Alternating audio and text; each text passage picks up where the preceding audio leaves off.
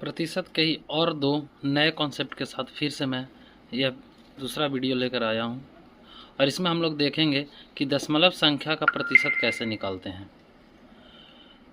तो हमने एग्जाम्पल लिया है 2.5 मतलब 2.5। तो पहले ही हम लोगों ने पिछले वीडियो में देखा था और जिन्होंने नहीं देखा तो हमारा पिछले वीडियो देख लेंगे। उसमें हमने बताया था कि अगर आपको किसी भी संख्या को प्रतिशत में बदलना है तो उसके लिए हम लोग 100 से गुना करते हैं। तो ठीक वही काम हमने दशमलव वाली संख्या के साथ किया है।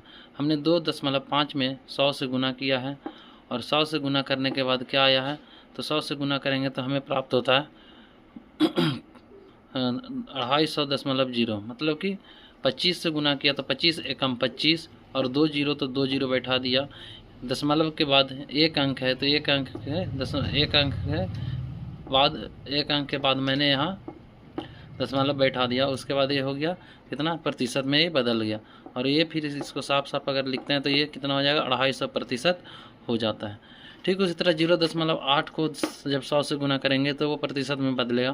तो उसको बदलने तो 8 से गुना किया 100 में तो 800 और दशमलव के बाद एक अंक है तो एक अंक के बाद हमने दशमलव बैठा दिया तो कितना हो गया 80%। फिर उसी तरह प्रतिशत से अगर दशमलव में बदलना है तो ये दूसरा कॉन्सेप्ट है। और प्रतिशत से दशमलव में बदलना है यानी कि दशमलव प्रतिशत से किसी भी प्रतिशत को दशमलव या फिर भिन्न या फिर किसी पूर्णांक में बदलना होता है तो हम लोग 100 से भागा करने के बाद पिछले वीडियो में ही किया था।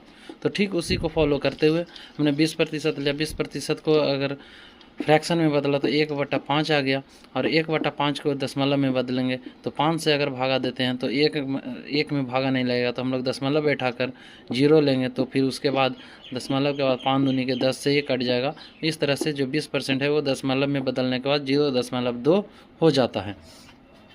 फिर दूसरा उदाहरण 75% का लिया है हमने तो 75/100 तो 100 तो 25 या 75 25 चौके 100 3/4। अब 4 से 3 में भागा देंगे तो नहीं लगेगा। दशमलव बैठा कर हमने 0 लिया तो 3 सते 28 हुआ और 28 तो 30 में से 28 जाएगा तो 2 बचा। फिर से हमने दशमलव बैठाए हुए तो 0 लिया तो 4×5 20 कट गए और यह दशमलव में आके 75% जो दशमलव में आएगा वो 0.75 होगा। तो इस तरह से हम लोगों ने आज फिर से दो नए कॉन्सेप्ट प्रतिशत का देखा। Thank you. फिर अगले वीडियो में अगले कॉन्सेप्ट के साथ मैं आपके सामने प्रस्तुत होऊंगा।